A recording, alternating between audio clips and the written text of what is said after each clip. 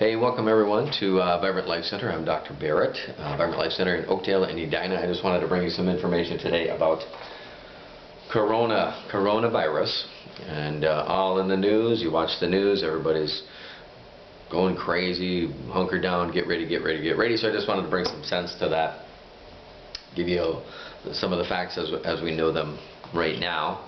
Coronavirus, it's a family of viruses. Some of the other ones would have been related to SARS, severe acute respiratory syndrome, MERS, Middle East respiratory syndrome. This one causing its own version, basically cough and respiratory distress, fever. What we know about it is it was originally a camel virus, and so what the CDC says is that these things jump from animals to humans. But there are research centers in the US, in the UK, and this one in Wuhan, China, where these viruses are actually manipulated, changed genetically to become more virulent, which means more severe disease, or actually able to cross into other populations so that they can study them for the vaccine, of course, to protect people from them should this virus ever get out. So, you know, we don't really know for sure. Nobody knows. There's some speculation that, the Gates Foundation is behind this. The Gates Foundation did actually fund a research center in the UK, which wasn't specifically working on this version of the virus, but they were working on the SARS version and the MERS version. They were funding that, of course, for vaccines, which is what they do. This one, coincidentally being studied in Wuhan, coincidentally maybe not, starts in Wuhan. The media in China said it was in the fish market. Somebody somehow got it from an animal in the fish market, a bat or something like that, I don't know, in the market, a couple hundred yards from this research center. Most people, I think, can see through that. They kind of, it probably just got loose. Anyway, speculation at this point. What's true is it is loose at this point. So how excited are you going to get? You're going to batten down the hatches. You're going to go buy toilet paper and stock up and never leave your house again. The answer to that is no. I'll give you some reasons why here. Right now, today is February 20-something, 25th, something like that. 80,000 cases globally, 2,600 deaths. So this is in China, this is in Korea, South Korea, India. There are right now, I think, 57 cases in the United States.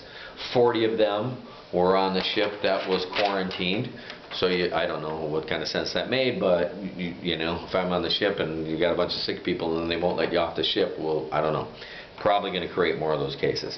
So 40 of those are from that ship. No deaths in the US from this, but globally 2,600 deaths. If you do the math, it is about 3%.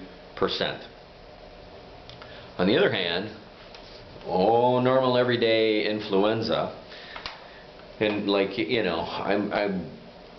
I'm always suspect of the numbers the CDC puts out, particularly with respect to influenza. But here's what they say: 3 to 5 million cases of influenza a year worldwide, with 300 to 600,000 deaths. Those are rough numbers. They're actually a little bit different than that, but that's roughly 10%.